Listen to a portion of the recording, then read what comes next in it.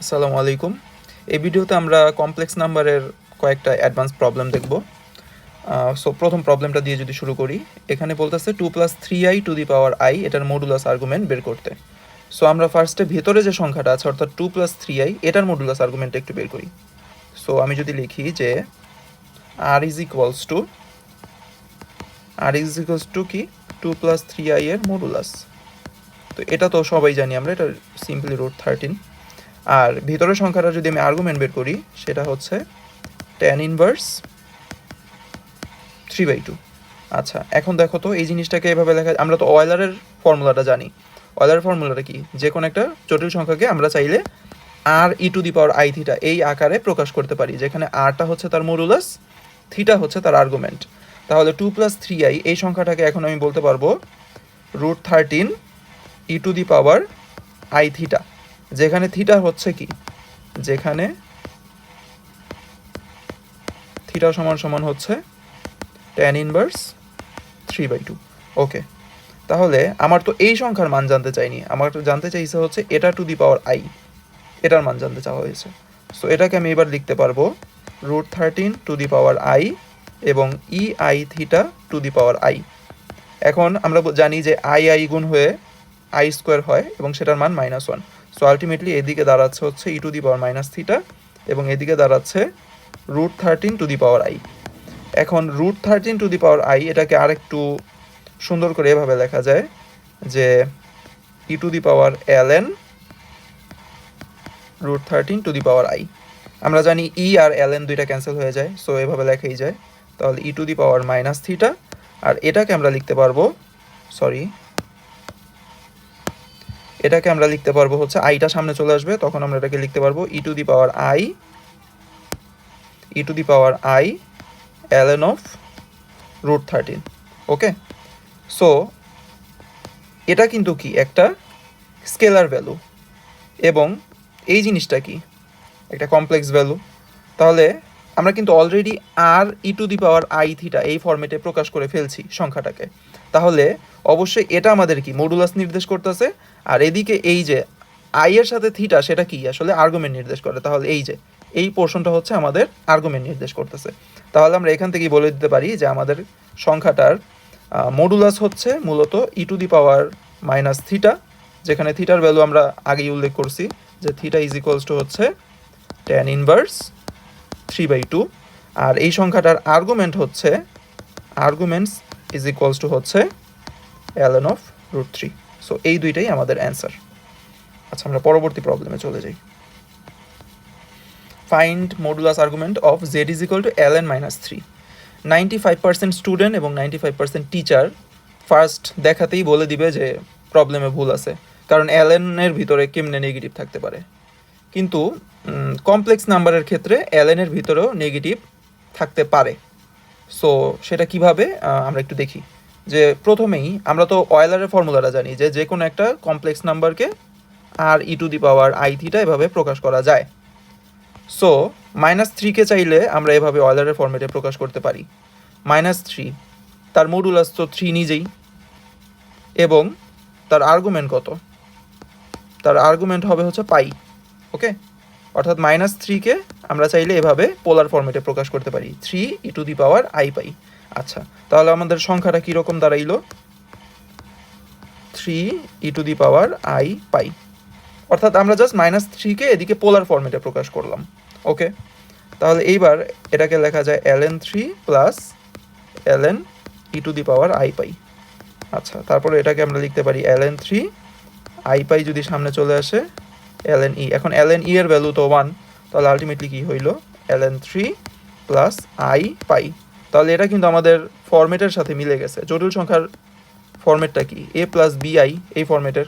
তাহলে এদিকে a R b এর ভ্যালু তো আমরা পাই গেছি। তাহলে r ইজ ইকুয়ালস টু কি হবে √ln 3 এর স্কোয়ার প্লাস পাই এর স্কোয়ার, এটাই আমাদের হচ্ছে r। এবং এখন আমরা যদি আর্গুমেন্ট বের করি সেটা হবে tan inverse pi divided by ln 3। এই দুইটাই আমাদের আনসার। আমরা পরের প্রবলেমে যাই। Find modulus and argument of i। আচ্ছা, প্রথম কথা, আইকে আমরা কি চাইলেই পোলার ফরম্যাটে প্রকাশ করতে পারি। সেটা কি, আই ইজ ইকুয়াল টু কী লেখা যায়? আই ইজ ইকুয়াল টু লেখা যায় e to the power i into pi by two, এটা লেখা যায়।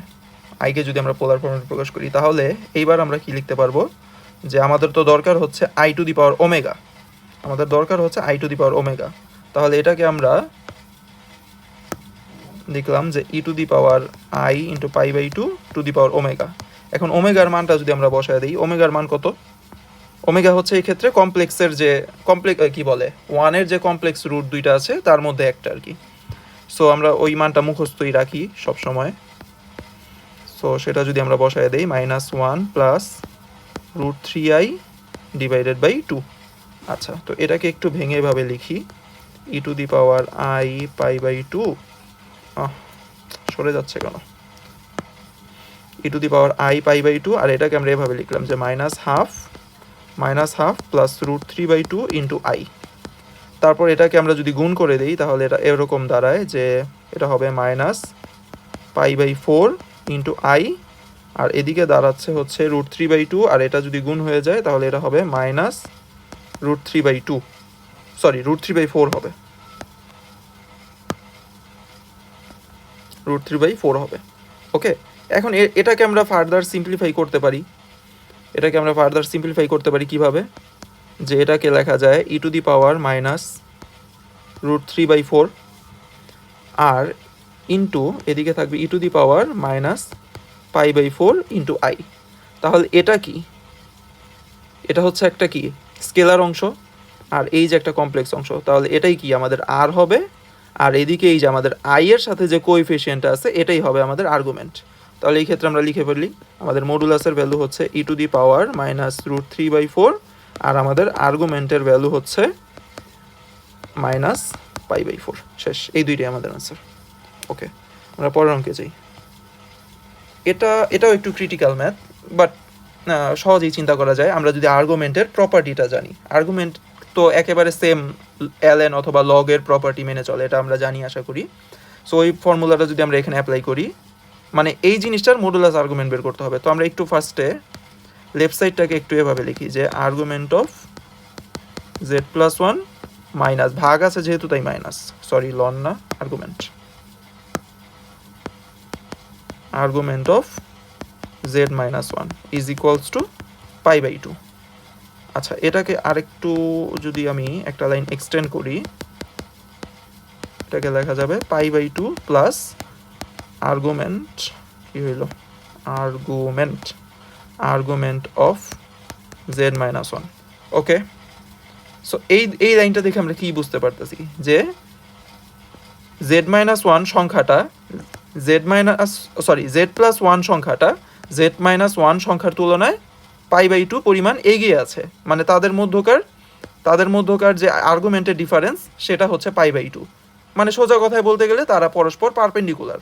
অর্থাৎ এই কনক্লুশনটা আমরা লিখে দিতে পারি যে z+1 and z-1 R perpendicular.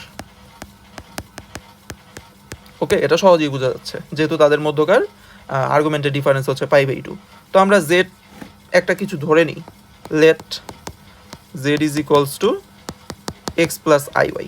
ওকে, তাহলে আমার z+1 কি দাঁড়াইলো, x প্লাস 1 প্লাস iy, আর z-1 কি দাঁড়াইলো, x minus 1 plus iy। Okay, তাহলে দুইটা সংখ্যা আমরা তো জানি যে জটিল সংখ্যা মোটামুটি ভেক্টরের সব জিনিসই প্রপার্টি মেনে চলে। সো মানে জটিল সংখ্যা যেহেতু 2 ডাইমেনশনাল সংখ্যা, ও তো ভেক্টরের প্রপার্টি মেনে চলবেই।